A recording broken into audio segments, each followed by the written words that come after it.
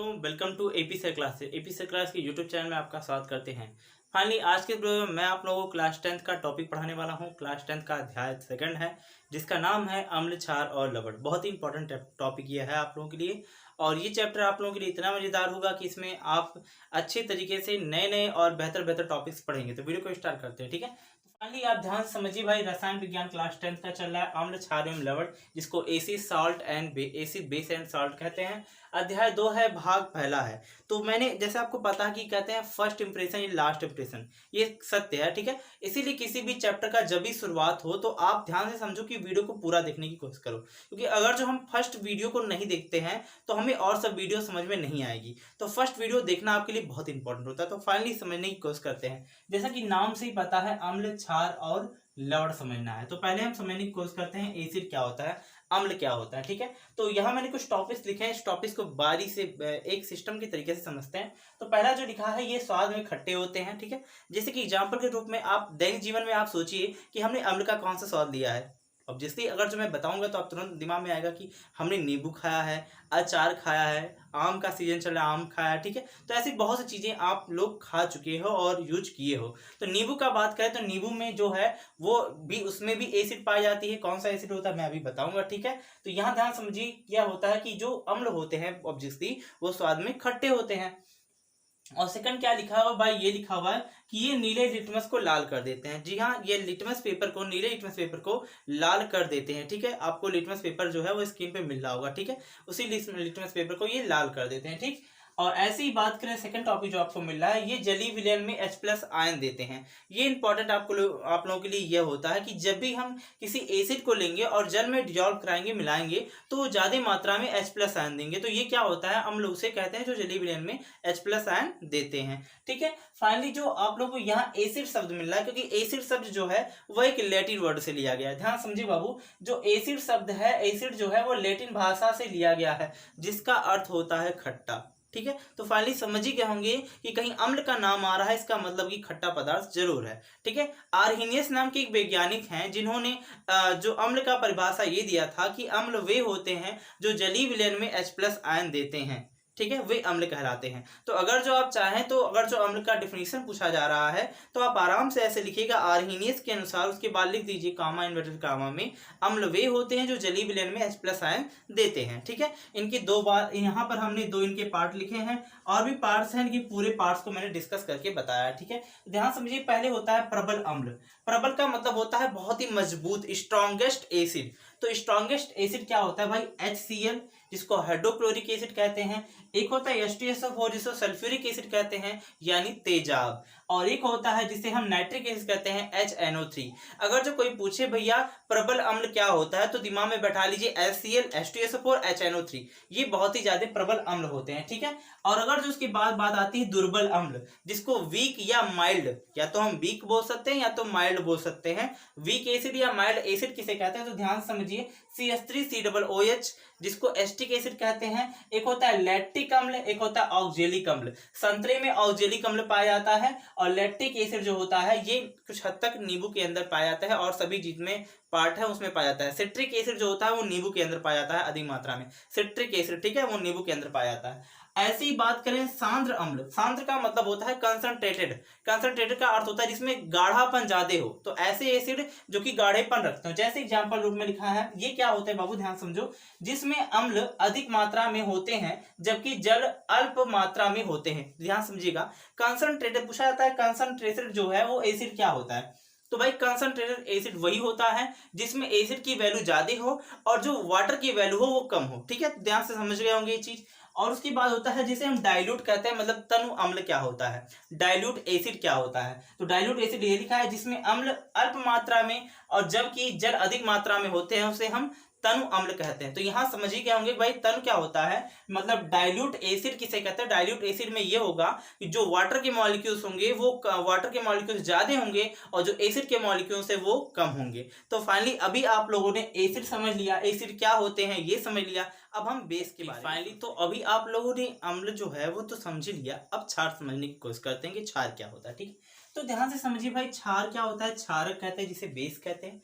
ये हमारा क्या है, अब बेस का मतलब ये नहीं कि हम मैथमेटिक्स कोई बेस कर रहे हैं, ऐसा नहीं है।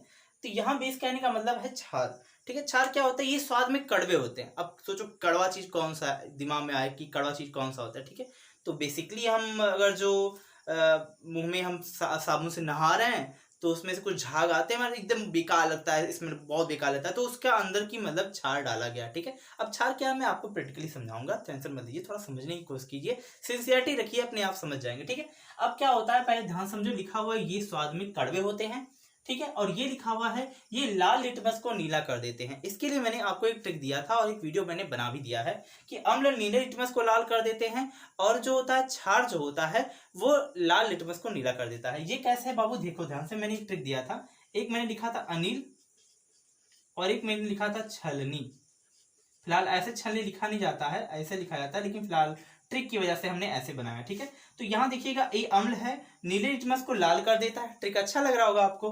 ठीक है, ये क्षार है, लाल लिटमस को नीला कर देता है। तो ये हमारे एक प्रकार का ट्रिक मिला था और ये ट्रिक हम लोगों का था। ठीक है, तो ये दिमाग में बैठा लीजिए, आपको याद हो जाएगा। और यहाँ देखिएगा ये लिखा हुआ, ये जलीय विलयन में OH माइनस आयन देखते हैं। क्या डिफरेंस देख रहे होंगे आप एसिड में और क्षार में, यही डिफरेंस दिख रहे हैं ना, कि वो जलीय विलयन में H+ आयन देता है और ये जलीय विलयन में OH माइनस आयन देता है। तो यही बात है, अगर जो आपको डिफिनेशन बोला तो लिखेंगे आर्हेनियस के अनुसार।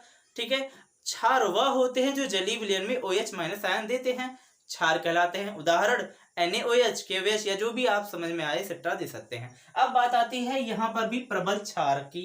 प्रबल क्षारक क्या होता है, ध्यान समझिए, तो ध्यान समझिए, जैसे NaOH जिसको हम कास्टिक सोडा कहते हैं, सोडियम हाइड्रोक्साइड भी कहते हैं, और एक होता है पोटेशियम हाइड्रोक्साइड, और एक होता है कैल्शियम हाइड्रोक्साइड, मतलब KOH, एक होता है और CaOH का होल ट्वाइज होता है। ठीक है, तो ये कहलाएगा CaOH का होल ट्वाइज, ये कहलाएगा KOH, ये कहलाएगा NaOH।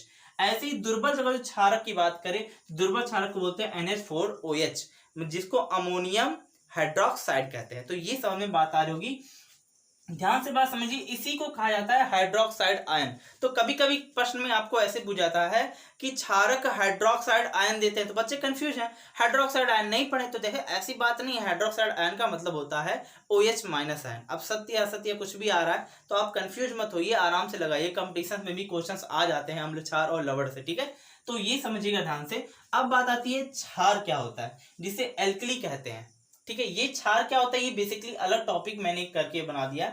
तो जल में घुलनशील क्षारक को क्षार कहते हैं, ये बहुत ध्यान समझने वाली बात है। ठीक है, जल में घुलनशील क्षारक को क्षार कहते हैं। अब ये कहने का मतलब है जो भी हम क्षारक ले रहे हैं, मतलब NaOH, KOH या कोई भी चीज, जब जल में हम उसे घोलते हैं तो उसका नाम हो जाता है क्षार। बेसिकली बात समझ में आ रही होगी, अभी मैंने क्षारक बोला फिर क्षार बोल रहा हूं, तो दोनों में अंतर यही होता है, जल में घुलनशील क्षारक को क्षार कहते हैं, जैसे NaOH ये एक प्रकार का क्षार है। ठीक है, KOH एक प्रकार का क्षार है, MgOH का होल ट्वाइज मैग्नीशियम हाइड्रोक्साइड ये एक प्रकार का क्षार है। तो ये बेसिकली बात आप समझ गए होंगे। अगर जो आपको बेसिकली और भी अच्छे तरीके से लिखना है तो आराम से आप लिख सकते हैं। मान लीजिए आपके पास NaOH है तो ऐसे NaOH लिखिए। ठीक है, NaOH लिखने के बाद ऐसे उत्क्रमणी का सिंबल देकर यहाँ H2O लिख दीजिए कीजिए, क्योंकि जल में डिजॉल्व हो रहा है। ठीक है, अब जैसे आप ये करेंगे तो आप ऐसे कर दीजिए Na+ और OH माइनस आयन, तो आप ऐसे दिखा सकते हो और उसके बाद यहाँ लिख सकते हो कि ठीक है, यहाँ ऐसे आप आराम से लिख सकते हैं यहाँ। ठीक है, यहाँ इस विलयन में ऐसे लिख दीजिएगा, इस विलयन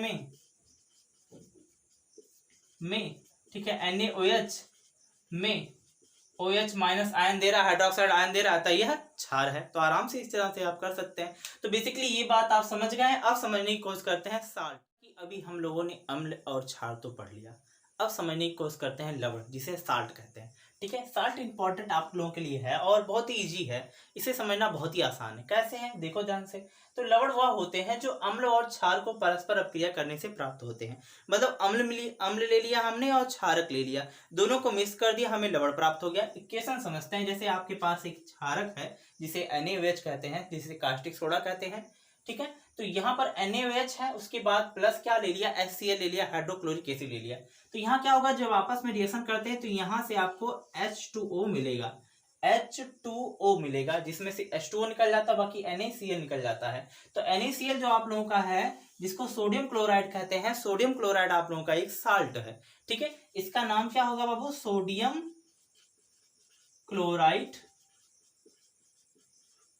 तो ये सोडियम क्लोराइड जो आप लोगों का है, ये एक प्रकार का साल्ट है। उदाहरण के माध्यम से समझने करते तो उदाहरण हमारा है NaCl और KCl। ठीक है। NaCl जो हमारा, यह भी एक प्रकार का साल्ट है। KCl जो है वो भी हमारा साल्ट है। एक बेसिक बात मैं आपको बता दूं, जो KCl होता है ये फॉर्मूला आपको सेंधा नमक का है। सेंधा नमक का फॉर्मूला, बच्चे कंफ्यूज रहते हैं कि सेंधा नमक का फॉर्मूला क्या है। सेंधा नमक का फॉर्मूला KCl है। आज मैंने आपको बता दिया। तो फाइनली आज की इस वीडियो से आप तो ये चीजें समझी गए होंगी। मैंने जैसे आपसे कहा था कि first impression is last impression, तो सही बात है कि पहला इंप्रेशन आपके लिए इंपॉर्टेंट होना चाहिए, क्योंकि पहली वीडियो अगर जो आप अच्छे से देखोगे समझोगे तो आपको नेक्स्ट वीडियो भी अच्छे से समझ में आएगी। तो फाइनली आज की इस वीडियो में मैंने आप लोगों को अम्ल, क्षार और लवण बताया, समझाया। ठीक है। नेक्स्ट वीडियो में मैं आप लोगों को क्या बताऊंगा ये ध्यान समझिए। नेक्स्ट वीडियो में मैं आप लोगों को सूचक पढ़ाऊंगा, जिसे इंडिकेटर कहते हैं। सूचक 3 प्रकार के होंगे, मैं आपको बता दे रहा हूं, जिसे प्राकृतिक सूचक, कृत्रिम सूचक और गंधीय सूचक कहते हैं। तो ये टॉपिक जो होगा नेक्स्ट वीडियो में मैं आप लोगों को कवर करके बताऊंगा। वीडियो पसंद आ रही हो तो प्लीज वीडियो को लाइक कीजिएगा, चैनल को सब्सक्राइब कीजिएगा, बेल आइकन को प्रेस कीजिएगा, जिससे आने वाली वीडियोज की नोटिफिकेशन आपको मिल सके।